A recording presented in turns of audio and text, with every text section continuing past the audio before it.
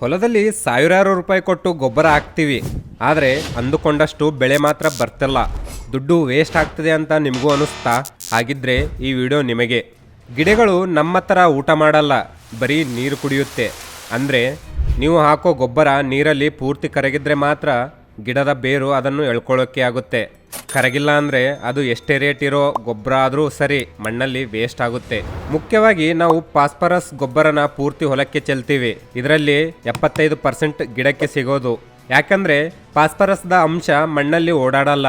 ಅಷ್ಟೇ ಅಲ್ಲ, ಭೂಮಿಯಲ್ಲಿರೋ ಕಬ್ಬಿಣ ಮತ್ತು ಜಿಂಕ್ ಜೊತೆ ಸೇರಿ ಕಲ್ಲು ಥರ ಗಟ್ಟಿಯಾಗ್ಬಿಡುತ್ತೆ. ಗಿಡಕ್ಕೆ ಹಸಿವಾಗಿದ್ರೂ ಅದು ಸಿಗಲ್ಲ. ಅದಕ್ಕೆ ಇದನ್ನು ಗಿಡದ ಬೇರು ಹತ್ರನೇ ಹಾಕಬೇಕು.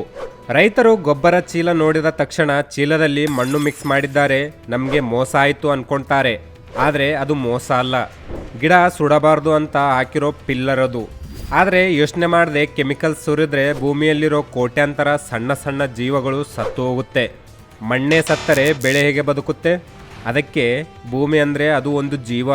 ಕಣ್ಮುಚ್ಕೊಂಡು ಗೊಬ್ಬರ ಹಾಕಬೇಡಿ, ಮಣ್ಣಿನ ಆರೋಗ್ಯ ಕಾಪಾಡಿ. ಅದೇ ಕೃಷಿಗೆ ಫ್ಯೂಚರ್. ಇಂತಹ ಉಪಯೋಗ ಆಗೋ ಕೃಷಿ ಮಾಹಿತಿಗಾಗಿ ಈಗಲೇ ನಮ್ಮ ಚಾನಲನ್ನು ಸಬ್ಸ್ಕ್ರೈಬ್ ಮಾಡ್ಕೊಳ್ಳಿ.